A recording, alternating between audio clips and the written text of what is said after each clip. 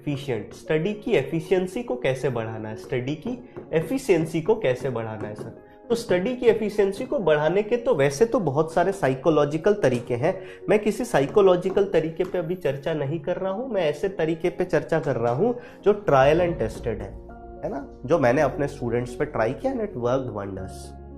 जैसे आप सबसे पहला काम क्या कर सकते हैं सर कि जब कभी भी आप पढ़ाई कर रहे हैं बेसिकली इनऑर्गेनिक केमिस्ट्री, तो inorganic chemistry requires only 30 minutes of yours, 30 minutes daily. बस पहली बात तो ये समझो, अगर कोई चीज ऑलरेडी बहुत कम समय ले रही है इसका मतलब है कि उसमें ज्यादा टाइम देना ही नहीं। अगर तुम 1.5-2 घंटे दे रहे हो तो समय खराब कर रहे हो। It requires 30 minutes daily. 30 minutes of study is sufficient. 30 minutes of study is sufficient. बाकी क्वेश्चन करने में तुम्हें जितना समय लग रहा है उतना, ठीक है।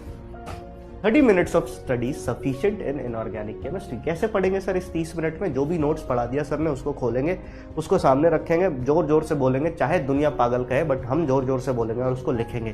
तो वी विल रीराइटिंग बहुत इंपॉर्टेंट है सर। इसमें क्या बहुत ज्यादा इंपॉर्टेंट है? रीराइटिंग। और rewriting on the same day, ऐसा नहीं कि आज पढ़ा दिया तो परसों पढ़ोगे, ना ना ना ना ना।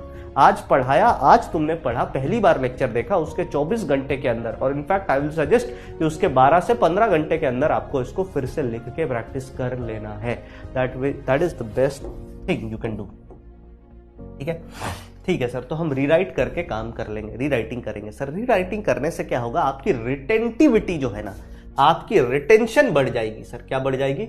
रिटेंशन। मतलब आप चीजों को कंपैरेटिवली ज्यादा याद रखोगे। फिर दूसरी बात मैं ये बोलूं, अगर तुम्हें ऐसा लगता है कि 100% मुझे याद रह जाए, तो बेटा उसके लिए तो बंगाली बाबा का चूरन खाना पड़ेगा, बाकी कोई तरीका नहीं। जो चतुर रामलिंगन खाता था वो खाना पड़ेगा, बाकी कोई तरीका नहीं है।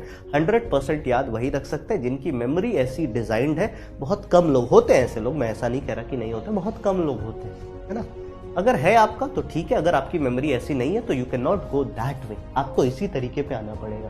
तो आप 30 ही मिनट पढ़ें इनऑर्गेनिक, बस 30 मिनट। और 30 मिनट पढ़ने के बाद तुरंत क्वेश्चन सॉल्व ना करें। अगर आपको अपनी एफिशिएंसी बढ़ानी है तो इसको 30 मिनट पढ़ लो।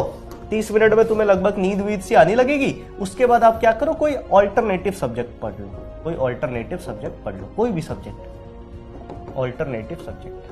और ऑल्टरनेटिव सब्जेक्ट को पढ़ने के बाद,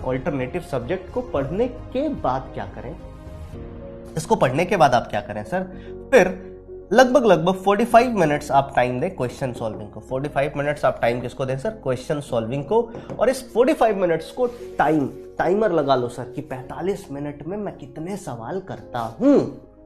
that is important. Time based तरीके से सॉल्व करें और आंसर बीच बीच में ना देखें। पहले सभी सवाल को सॉल्व कर लें, solve each question, solve all the question, और सभी सवालों को सॉल्व करने के बाद ही आप आंसर देखें सर। ऐसा नहीं कि एक सवाल किया उसका आंसर देखा। कॉन्फिडेंस लाने की जरूरत नहीं। पेन पेपर ले लो, question number answer, question number answer, question number answer, question number answer, question number answer, side में रफ लिख दो, वहां पे कुछ सॉल्व करना, सॉल्व कर। ये तरीका अपनाइए सर, बहुत फ्रूटफुल रहेगा। और फिर एनसीईआरटी रीडिंग कब करें सर? आप तो बोलते हो एनसीईआरटी भी पढ़ना है, एनसीईआरटी की रीडिंग कब करें सर? तो एनसीईआरटी रीडिंग का सबसे अच्छा तरीका है अपने स्कूल को यूज करो इस पार्ट में।